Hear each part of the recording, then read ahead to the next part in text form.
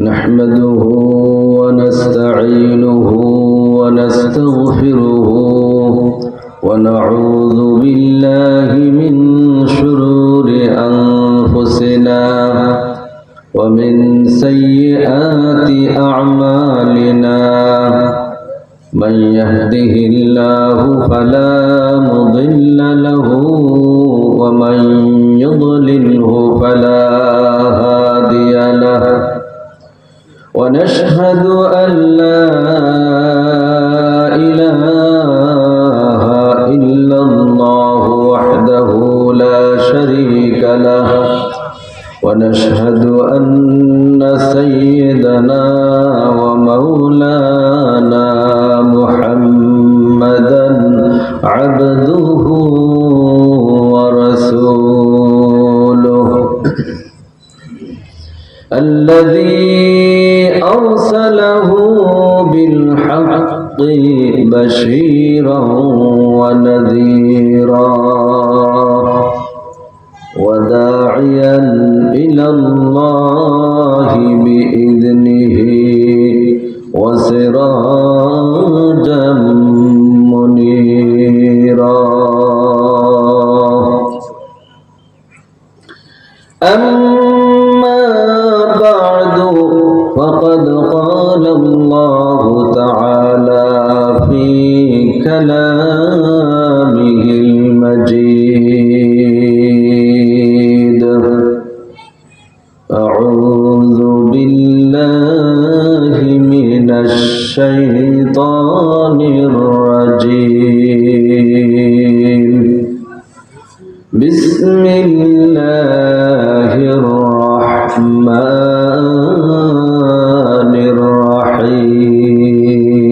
الرحيم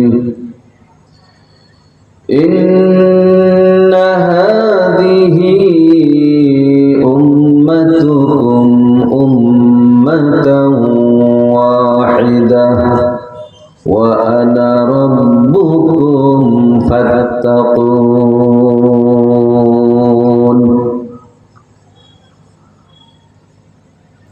وقال تعالى يا أيها الذين آمنوا ادخلوا في السلم كافة ولا تتبعوا خطوات الشيطان إنه لكم عدو مبين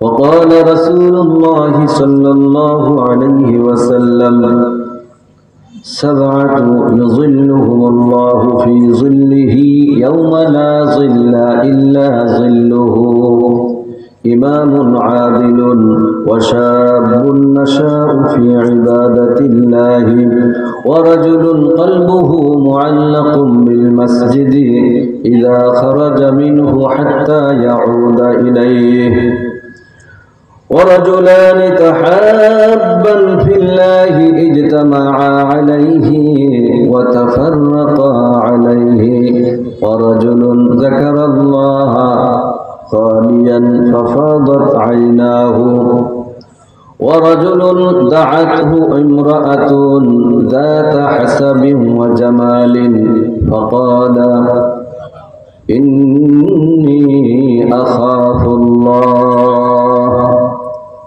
ورجل تصدق بصدقة فأحفاها حتى لا تعلم شماله ما تنفق بميمنه صدق الله العظيم وصدق رسوله النبي الكريم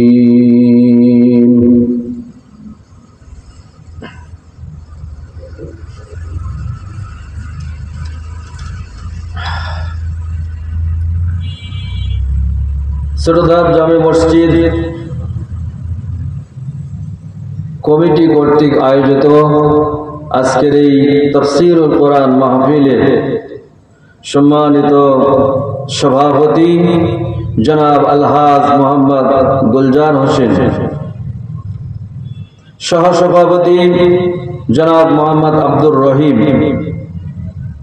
প্রধান অতিথি জনাব মোহাম্মদ জাহাঙ্গীর আলম, সাবেক সাধারণ সম্পাদক দুপচাচিয়া উপজেলা বিএনপি ও সাবেক মেয়র দুপচাচিয়া পৌরসভা, বিশেষ অতিথিবৃন্দ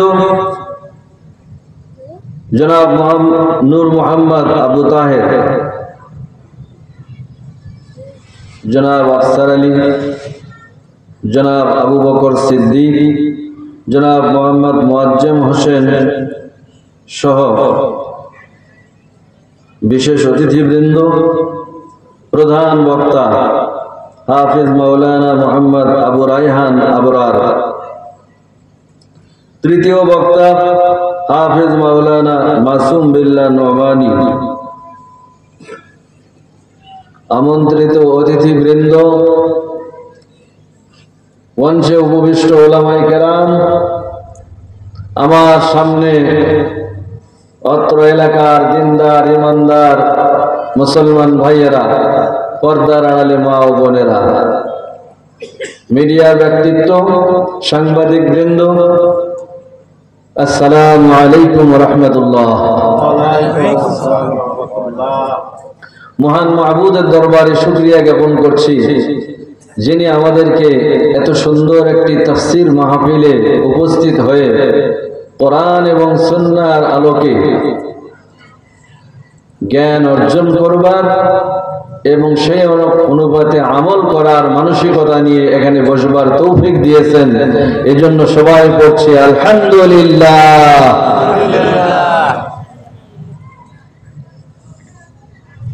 দরুদ ও সালাম বিশ্ব নবীর প্রতি, যিনি আমাদেরকে শিক্ষা দিয়েছেন কিভাবে আমরা আল্লাহ পাকের নৈকট্য হাসিল করতে পারব, কিভাবে আমরা জাহান্নাম থেকে বাঁচতে পারব, কিভাবে আমরা জান্নাতি হতে পারব, আল্লাহ পাকের প্রিয় পাত্র হতে পারব। এই পথ এবং পন্থা যিনি বাতলিয়েছেন সেই পেয়ারা রাসূলের উপরে দরুদ সালাম সবাই পড়ছি সাল্লাল্লাহু আলাইহি ওয়াসাল্লাম। সম্মানিত উপস্থিতি, আমি কোরআন মাজিদের দুটি আয়াত আপনাদের সামনে তেলাওয়াত করেছি, নবী পাকের একটি হাদিস আপনাদের সামনে পেশ করেছি। এর থেকে আমি এই স্বল্প সময়ের ভিতরেই যতটুকু সম্ভব আলোচনা পেশ করার চেষ্টা পাবো। ওমা তাওফীকি ইল্লা বিল্লাহ। সম্মানিত উপস্থিতি, আমরা যারা এখানে উপস্থিত হয়েছে আমরা সবাই এক আল্লাহতে বিশ্বাসী, ঠিক না? আমরা সবাই এক আল্লাহতে বিশ্বাসী। এক আল্লাহতে যারা বিশ্বাসী হয় তাদেরকে ফেরেশতাদের প্রতি, আল্লাহ পাকের কিতাবের প্রতি, নবী রাসূলগণের প্রতি, পরকালের প্রতি এবং ভালো মন্দ আল্লাহর পক্ষ থেকে হয় এই তাকদীরের প্রতি ঈমান রাখতে হয়। তো আমরা এই সব বিশ্বাস করি, এজন্যই আমরা মুসলিম।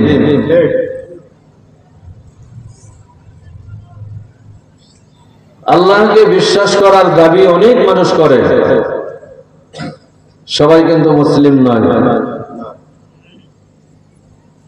যারা প্রতি মুহূর্ত আল্লাহ পাকের অনুগত তারাই হলো মুসলিম।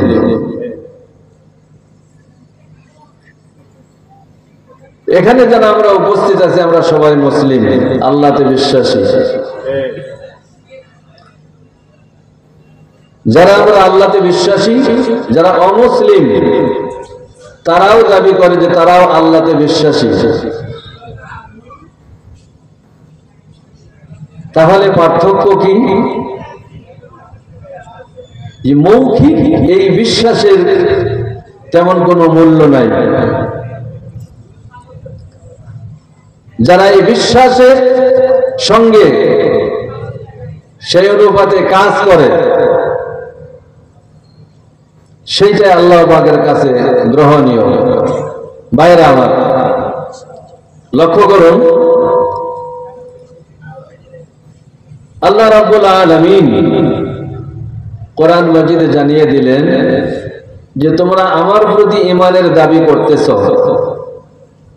কিন্তু আমি যেভাবে আমার আনুগত্য করার জন্য, আমার হুকুম মানার জন্য তোমাদের কাছে আমার দাবি, সেইটা হলো আমি রাসূলগণকে প্রেরণ করেছি। রাসূলগণ যেভাবে আমার আনুগত্য করার জন্য বলেন সেইভাবে করতে হবে। রাসূলগণের সর্বশেষ জনাবে মুহাম্মদুর রাসূলুল্লাহ সাল্লাল্লাহু আলাইহি ওয়াসাল্লাম, তারপরে আর কোন নবী আসবেন না। বিশ্ব নবী যে পথ এবং পন্থা দিয়ে গেছেন, এইটা যারা গ্রহণ করবে তারাই ঈমানের দাবিতে সত্যবাদী, আর যারা এটা গ্রহণ করবে না তারা ঈমানের দাবিতে সত্যবাদী নয়। ভাইরা আমার, বিশ্ব নবী সাল্লাল্লাহু আলাইহি ওয়াসাল্লাম সম্পর্কে আল্লাহ রাব্বুল আলামিন বলেন, লাকাদ কানা লাকুম ফি রাসূলিল্লাহি উসওয়াতুন হাসানাহ। রাসূলের জীবনের প্রতিটি কথা এবং কাজের মধ্যে তোমাদের জন্য আদর্শ এবং নমুনা রয়ে গেছে।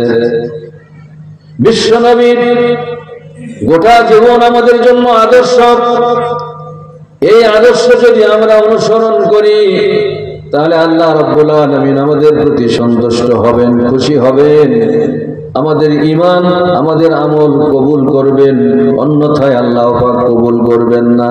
সবাই দাবি করে আল্লাহর ভালোবাসা। আল্লাহ রাব্বুল আলামিন তাই কোরআন মাজিদে বলে দিলেন, কুল ইন কুনতুম তুহিব্বুনাল্লাহ ফাত্তাবিউনি ইউহিব্বুকুমুল্লাহ। হে মুহাম্মদ সাল্লাল্লাহু আলাইহি ওয়াসাল্লাম, আপনি বলে দিন, ইন কুনতুম তুহিব্বুনাল্লাহ, তোমরা যদি আল্লাহকে ভালোবাসতে চাও, ফাত্তাবিউনি, তোমরা আমার আনুগত্য করো। কার? মুহাম্মদ সাল্লাল্লাহু আলাইহি ওয়াসাল্লামের। মুহাম্মদ সাল্লাল্লাহু আলাইহি ওয়াসাল্লামের আনুগত্য করলে আল্লাহর ভালোবাসা লাভ করা যায়। শুধু ভালোবাসা লাভ করা যায় তাই নয়, ইউহিব্বুকুমুল্লাহ, আল্লাহ তোমাদেরকে ভালোবাসবেন। ওয়ায়াগফির লাকুম যুনুবাকুম, আর তোমাদের জীবনের সব গুনাহ খাতা মাফ করে দিবে। জোরে পড়ুন না সুবহানাল্লাহ। আল্লাহ রাব্বুল আলামিনকে যদি আমরা ভালোবাসার দাবি করি তাহলে মুহাম্মদ সাল্লাল্লাহু আলাইহি ওয়াসাল্লামের আনুগত্য করতে হবে। ঠিক। পৃথিবীতে যারা অন্যান্য ধর্মাবলম্বী আছে তাদেরকে জিজ্ঞেস করে দেখুন, তোমরা আল্লাহকে বিশ্বাস করো? ওরা বলবে আমরা আল্লাহকে বিশ্বাস করি। ইহুদিদেরকে বলবেন, তারা বলে আমরা আল্লাহকে বিশ্বাস করি। খ্রিস্টানদেরকে বলবেন, তারা বলে আমরা আল্লাহকে বিশ্বাস করি। হিন্দুদেরকে বলবেন, তারা বলবে যে আমরা ওই আল্লাহকে, সৃষ্টিকর্তাকে বিশ্বাস করি। তাহলে সবাই বিশ্বাস করে, তাহলে এই বিশ্বাস আল্লাহ পাকের কাছে গ্রহণীয় হবে না যদি মুহাম্মদ সাল্লাল্লাহু আলাইহি ওয়াসাল্লামের আনুগত্য না করা হয়। কেন মুহাম্মদ সাল্লাল্লাহু আলাইহি ওয়াসাল্লামের আনুগত্যের সঙ্গে আল্লাহ পাক জড়ায় দিলেন? যে মুহাম্মদ সাল্লাল্লাহু আলাইহি ওয়াসাল্লাম সারাটা জীবনে একমাত্র আল্লাহ পাকের গোলামি করেছেন, আল্লাহ ছাড়া আর কারো গোলামি করেননি। এই জন্য আল্লাহ পাক বলেছেন, ওয়ামান ইউতি'র রাসূলা ফাকাদ আতা'আল্লাহ, যে রাসূলের আনুগত্য করলো সে আল্লাহরই আনুগত্য করলো। বলুন সুবহানাল্লাহ। রাসূলের আনুগত্য করলে আল্লাহর আনুগত্য করা হয়।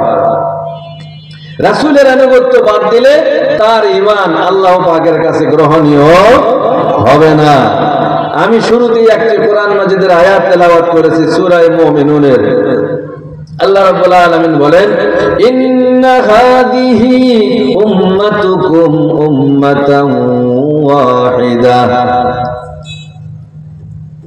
এই উম্মত ওই একই উম্মত। আদম আলাইহিস সালাম থেকে শুরু করে মুহাম্মদ সাল্লাল্লাহু আলাইহি ওয়াসাল্লাম পর্যন্ত যত নবী রাসূলগণ এসেছেন সব এক দলভুক্ত। ঠিক। ওয়া আনা রাব্বুকুম ফাত্তাকুন, আমি তোমাদের একমাত্র রব, তোমরা আমাকে ভয় করে চলো। তাহলে বোঝা যাচ্ছে যে আল্লাহ রাব্বুল আলামিন তিনি যেমন আমাদের সৃষ্টিকর্তা, তিনি আমাদেরকে সৃষ্টি করেছেন, তিনি আমাদের রব, তাকেই ভয় করে চলতে হবে। আমরা বলতে আমরা যা কিছু দেখতেছি সব কিছু কে দান করেছেন বলুন তো? আল্লাহ রাব্বুল আলামিন। আপনার শরীরের মধ্যে আল্লাহ পাক কত নিয়ামত দান করেছেন, একটু নজর দিয়ে দেখুন। আপনার দুইটা চোখ আল্লাহ রাব্বুল আলামিন দান করেছেন, এমন সুন্দর দুইটা চোখ আপনি পৃথিবীর কোথাও খুঁজে পাবেন না। পাওয়া যাবে? পাওয়া যাবে না। এই চোখ নষ্ট হয়ে গেলে আর চোখ পাওয়া যায় না। এই চোখ যতদিন সুস্থ থাকে ততদিন আমরা ভালো দেখি। এই চোখ যখন অসুস্থ হয়ে পড়ে তখন আমরা এই চোখের দাম বুঝি, ঠিক না ঠিক? যেই স্রষ্টা আমাদেরকে এই চোখ দিলেন সেই স্রষ্টা আমাদের চোখকে সুস্থ রাখার জন্য ক্ষুদ্র ক্ষুদ্র সূক্ষ্ম রোগের মাধ্যমে এখানে পানি পৌঁছায় দেন, রক্ত সঞ্চালন করেন। আর এই চোখটাকে সুস্থ রাখার জন্য অটোমেটিকলি একটা সিস্টেম করে দিয়েছে, দুইটা পাতা টিপ টিপ করে পড়তেছে, ঠিক না ঠিক? এই দুইটা পাতা যদি না পড়তো তাহলে চোখ কিন্তু অসুস্থ হয়ে পড়তো। আল্লাহ রাব্বুল আলামিন আমাদের দাঁত দিয়েছেন, এই দাঁত দিয়া শক্ত জিনিস চিবায়া খেতে পারি আমরা সবাই জানি। দুটা হাত দিয়েছেন, দুটা পা দিয়েছেন, দুটা ভাত দিয়েছেন, দুটা কিডনি দিয়েছেন, অঙ্গ প্রত্যঙ্গ কত কিছু আল্লাহ পাক দিলেন সুন্দর অবয়ব করে। পৃথিবীতে যত সৃষ্টি আছে সব সৃষ্টির মধ্যে মানুষকে সুন্দরতম করে সৃষ্টি করেছেন কে? আল্লাহ। সেই আল্লাহ মানুষকে শুধু সৃষ্টি করেছেন, তিনি কি তার জন্য বিধান দিবেন না? তিনি কি তার জন্য পথ দেখাবেন না? সে দুনিয়াতে কিভাবে চলবে, তার ব্যক্তি কিভাবে চলবে, পরিবার কিভাবে চলবে, সমাজ কিভাবে চলবে, রাষ্ট্র কিভাবে চলবে, সেই পথ এবং বিধান তিনি কি দিবেন না? তিনি অবশ্যই দিবেন। যে আল্লাহ পাক আমাদেরকে সৃষ্টি করেছেন তিনি আমাদের রব, তাকে আমাদের ভয় করতে হবে। সুতরাং তিনি যে বিধান দিয়েছেন, তিনি যে হুকুম আমাদের জন্য করেছেন সেই হুকুম আমাদের মেনে চলতে হবে। এটা আমরা সবাই জানি, কিন্তু মানতেছি কতটুকু সেটাই আমাদের দেখার বিষয়, ঠিক না ঠিক? আল্লাহ রাব্বুল আলামিন তিনি আমাদের জন্য বিধান দিলেন আল কোরআন, ঠিক না ঠিক? মুসা আলাইহিস সালামের উম্মত আল্লাহর কাছ থেকে কিতাব নেওয়ার জন্য মুসা আলাইহিস সালামকে বলেছিলেন, হে আল্লাহর পয়গম্বর আমাদের জন্য একটা কিতাব নিয়ে আসুন, সেই কিতাব অনুযায়ী আমাদের জীবন পরিচালনা করতে পারবো। মুসা আলাইহিস সালাম তুর পর্বতে গেলেন, 40 দিন অবস্থান করলেন। আল্লাহ রাব্বুল আলামিন তাকে তৌরাত কিতাব দিলেন। আমরা কোনোদিন দাবি করিনি আমাদেরকে একটা কিতাব দিতে হবে। আল্লাহ রাব্বুল আলামিন সর্বশ্রেষ্ঠ গ্রন্থ কোরআন মাজিদ আমাদের জন্য নির্দিষ্ট করে দিলেন। সর্বশ্রেষ্ঠ গ্রন্থ কোরআন মাজিদ আল্লাহ পাক দিয়েছেন। আগে যত আসমানি কিতাব এসেছিল, তাওরাত, জবুর, ইনজিল, যত আসমানি কিতাব এসেছিল সবগুলি কিতাবের মধ্যে যা আছে এই কোরআন মাজিদের মধ্যে একটি সূরা আছে, সূরা ফাতিহা। এর মতো একটি সূরাও কোনো কিতাবের মধ্যে নাই। এই সূরা ফাতিহা আমরা নামাজের মধ্যে পড়ি কিনা? পড়ি। নামাজের মধ্যে আমরা সূরা ফাতিহা পড়ার সময় আল্লাহকে বলি ইয়াকা না'বুদু ওয়া ইয়াকা নাস্তাঈন। আমরা তোমারই ইবাদত করি, তোমারই নিকট সাহায্য চাই, তোমারই ইবাদত করি, তোমারই নিকট সাহায্য চাই। এরপর আমরা বলতেছি ইহদিনাস সিরাতাল মুস্তাকিম, আমাদেরকে সরল সঠিক পথে চালান, সরল সঠিক পথ। তাহলে যে আল্লাহ আমাদেরকে সৃষ্টি করেছেন সেই আল্লাহর কাছে আমরা চাচ্ছি, নামাজের মধ্যে সূরা ফাতিহা পড়ার সময় আমরা চাচ্ছি যে হে আল্লাহ আমাদেরকে সরল সঠিক পথ দেখান। সিরাতাল্লাযীনা আন'আমতা আলাইহিম, সেই পথ হচ্ছে আল্লাহর নিয়ামত প্রাপ্ত। হে আল্লাহ আপনার নিয়ামত প্রাপ্ত বান্দাদের পথে, আপনার অনুগ্রহ, আপনার নিয়ামত প্রাপ্ত বান্দাদের পথে আমাদেরকে চালান। আল্লাহ পাকের নিয়ামত প্রাপ্ত বান্দা কারা? আল্লাহ পাকের নিয়ামত প্রাপ্ত বান্দা কারা? কোরআন মাজিদে আল্লাহ পাক বলছেন ومن يطع الله والرسول فأولئك مع الذين أنعم الله عليهم من النبيين والصديقين والشهداء والصالحين। আল্লাহ রাব্বুল আলামিন বলছেন যারা আল্লাহর আনুগত্য করলো, রাসূলের আনুগত্য করলো, فأولئك مع الذين أنعم الله, তারা আল্লাহ পাকের নিয়ামত প্রাপ্ত বান্দা, তাদের সঙ্গী হবে। নিয়ামত প্রাপ্ত বান্দা কারা? আল্লাহ পাক বলছেন মিনান নাবিয়্যিনা ওয়াস সিদ্দীকিনা ওয়াস শুহাদাই ওয়াস সালিহিন, নবীগণ, সিদ্দিকগণ, শহীদগণ, নেককারগণ, এই চার শ্রেণীর মানুষ হলো আল্লাহ পাকের নিয়ামত প্রাপ্ত বান্দা। তো এই চার শ্রেণীর বান্দা তারা হলো আল্লাহ পাকের নিয়ামত প্রাপ্ত বান্দা। তো আল্লাহ পাকের নিয়ামত প্রাপ্ত বান্দা কারা আমরা জানলাম। আমরা কিন্তু সূরা ফাতিহার মধ্যে আল্লাহ পাকের কাছে বলছি যে আপনার নিয়ামত প্রাপ্ত বান্দা যারা, তাদের পথে আমাদেরকে চালান। সিরাতাল্লাযীনা আন'আমতা আলাইহিম গায়রিল মাগদুবি আলাইহিম ওয়ালাদ-দাল্লিন, তাদের পথে চালাবেন না যারা অভিশপ্ত এবং পথভ্রষ্ট, তাদের পথে আমাদেরকে চালাবেন না। আল্লাহর কাছে দোয়া করলাম, আল্লাহ পাক আমাদের হেদায়েতের জন্য এই গ্রন্থ দান করলেন, কোরআন। হে বান্দা, তুমি যে সরল পথ চাইলা, আমি সেই সরল পথ দিলাম। এই কোরআন মাজিদ দিলাম তোমার সামনে। এই কোরআন মাজিদের উপরে কিভাবে আমল করবে তার জন্য আমি রাসূল দিলাম। এই হেদায়েত দেওয়া আল্লাহ পাকের দায়িত্ব। আল্লাহ পাক বলেন ইন্না আলাইনা লাল হুদা, এই হেদায়েত দান করা আল্লাহ তার কর্তব্য মনে করেন।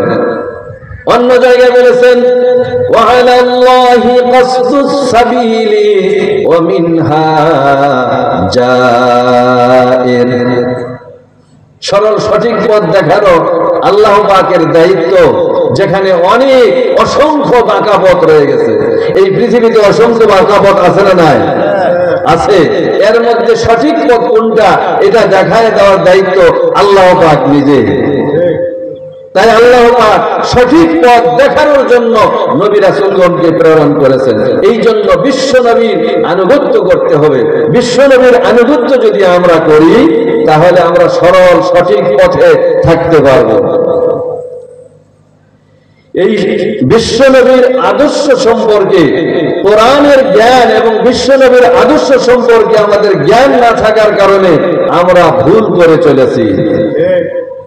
এজন্য আমি আপনাদের সামনে দুটি কথা বলছি, যা মনোযোগ সহকারে শুনতে হবে। আমাদের না জানার ফলে আমরা কত ভুল করে চলছি।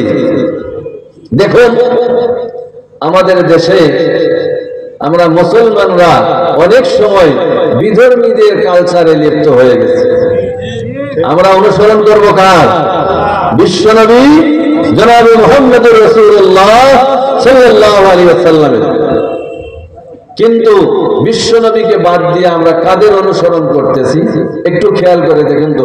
এই নামাজের মধ্যে আমরা বললাম ইয়্যাকা না'বুদু ওয়া ইয়্যাকা নাস্তাইন, আমরা তোমারই ইবাদত করি, তোমারই নিকট সাহায্য প্রার্থনা করি। দেখুন তো আমাদের দেশে বাঙালি সংস্কৃতির নামে মঙ্গল শোভাযাত্রা হয়, এটা আপনারা জানেন? মঙ্গল শোভাযাত্রা হয়। এই মঙ্গল শোভাযাত্রা কি আপনাদেরকে একটু আমি বলি।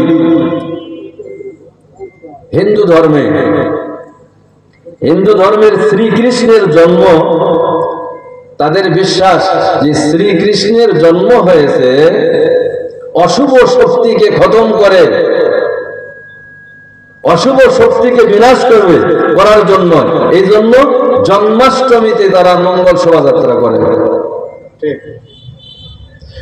মঙ্গল শোভাযাত্রায় আমরা দেখেছি ছেলেরা দেখবেন মুখোশ পরে, সিংহের মুখোশ, হাঁসের মূর্তি, তারপরে ময়ূরের আকৃতি, এগুলো দেখেন না আপনারা? মঙ্গল শোভাযাত্রা এটা কেন করে শোনেন। হিন্দু ধর্মে মঙ্গলের প্রতীক হলো পেঁচা, লক্ষ্মীর বাহন পেঁচা। পেঁচা চেনেন না? পেঁচা। ইঁদুর হলো গণেশের বাহন, হনুমান হলো রামের বাহন, হাঁস হলো সরস্বতীর বাহন, সিংহ হলো দুর্গার বাহন, গাভী হলো রামের সহযাত্রী, সূর্য হলো দেবতার প্রতীক, ময়ূর হলো কার্তিকের বাহন। তারাই মঙ্গল শোভাযাত্রা যখন করে এই সকল মুখোশ পরিধান করে তারা ওই সকল দেবদেবীর কাছে সাহায্য প্রার্থনা করে মঙ্গলের। অশুভ শক্তিকে দূর করে শুভটা আমাদেরকে দান করো, এই দেবদেবীদের কাছে প্রার্থনা করার জন্য তারা এই সকল মুখোশ পরে মঙ্গল শোভাযাত্রা করে।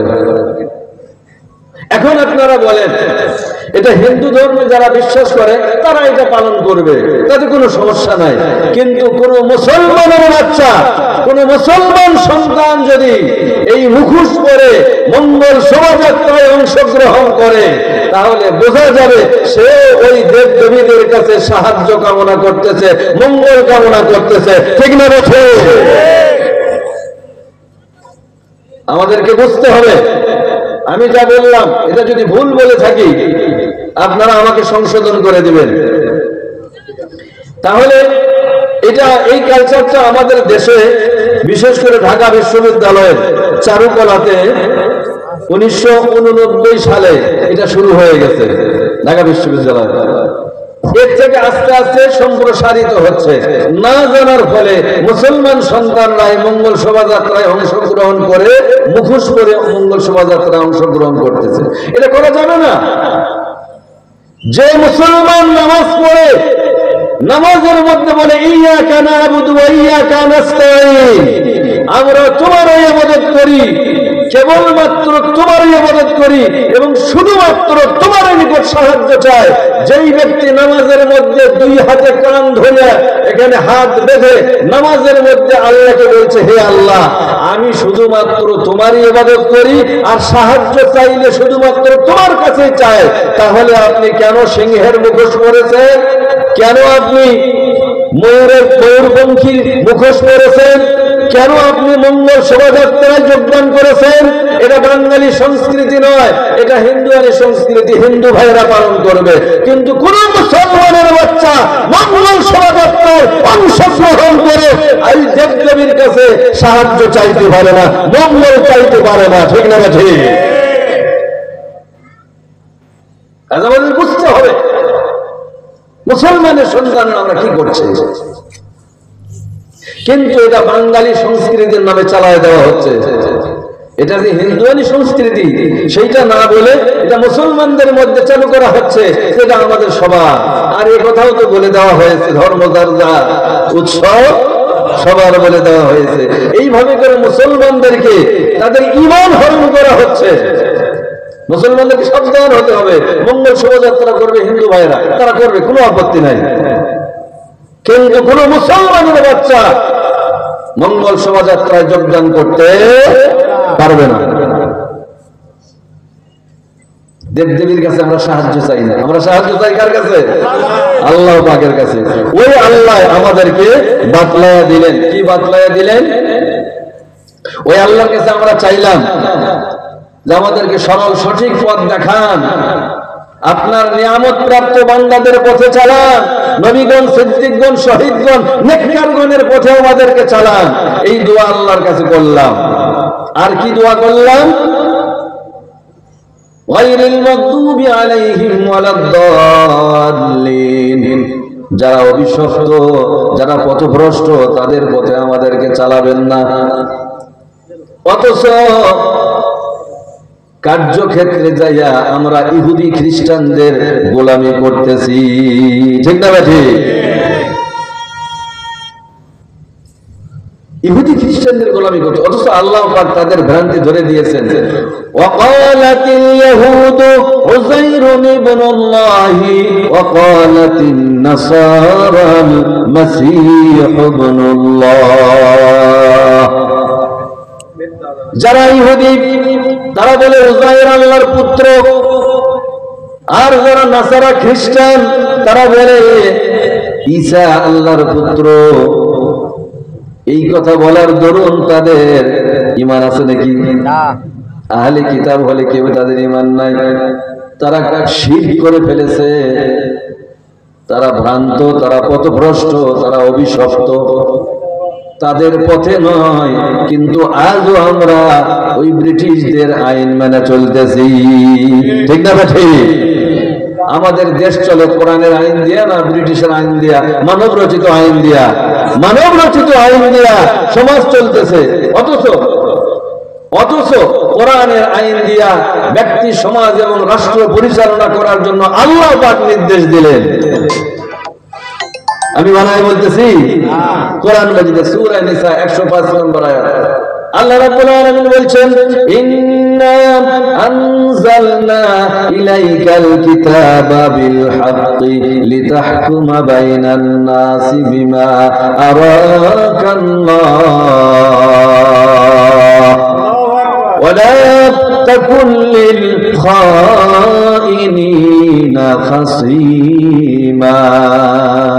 নিশ্চয় আমি এই কিতাব নাজিল করেছি আপনার প্রতি। ইন্না আনজালনা ইলাইকাল কিতাবা বিল হক, পরম সত্যতার সঙ্গে আপনার প্রতি এই কিতাব নাজিল করেছি। লিতাহকুমা বাইনান নাস, যাতে করে এই কিতাব দিয়া আপনি রাষ্ট্র পরিচালনা করেন, বিচার ফায়সালা করেন। লিতাহকুমা বাইনান নাস, মানুষের মাঝে বিচার ফায়সালা করেন, রাষ্ট্র পরিচালনা করেন। বিমা আরাকাল্লাহ, আমি আল্লাহ যেভাবে আপনাকে দেখায় দিয়েছি। ওয়ালা তাকুল লিল খাইনিনা খাসীমা, যারা আল্লাহর আইন দিয়া সমাজ এবং রাষ্ট্র পরিচালনা